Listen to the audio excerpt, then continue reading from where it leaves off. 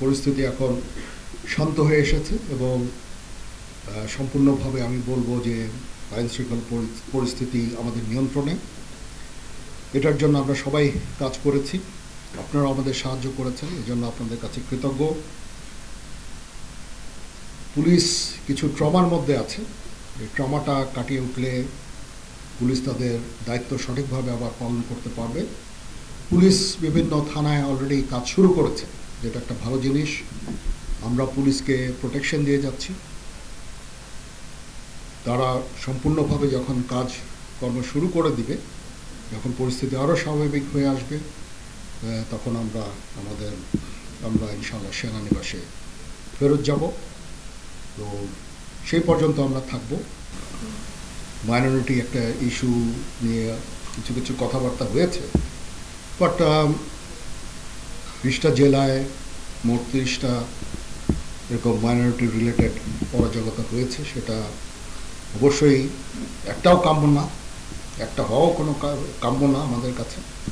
আমরা এই বিষয়টা দেখছি এবং যারা অপরাধী তাদেরকে অবশ্যই আমরা শাস্তির আওতায় নিয়ে আসবো ইনশাআল্লাহ। জীবন বিপন্ন হয়, ধর্ম বর্ণ নির্বিশেষে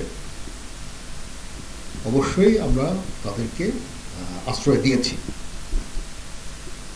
এবং তাদের বিরুদ্ধে যদি কোনো অভিযোগ থাকে, মামলা হয়, অবশ্যই তারা শাস্তির আওতায় যাবেন। কিন্তু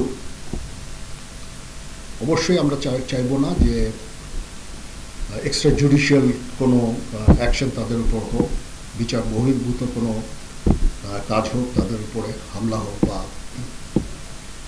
তাদের জীবনে যে হুমকি যেটা আছে সেটা থাকলে আমরা তাদেরকে আশ্রয় দিয়েছি।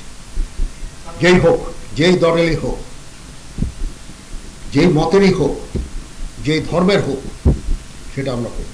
আমরা এই সরকারকে সর্বতভাবে সাহায্য করব। সরকার কিছু সংস্কার করতে চাচ্ছে এবং একটা ফ্রি ফেয়ার ইলেকশন করতে চাচ্ছে। সেটার জন্য যে ধরনের যতদূর সহায়তা তারা আমাদের কাছে চাবেন সেটা আমরা করব। অনেকগুলো উদ্ধার হয়েছে, এখনো কাজ চলছে। আমি আশা করি যে সামনে এগুলো উদ্ধার হয়ে যাবে। অবশ্যই এটা উদ্ধার করা জরুরি।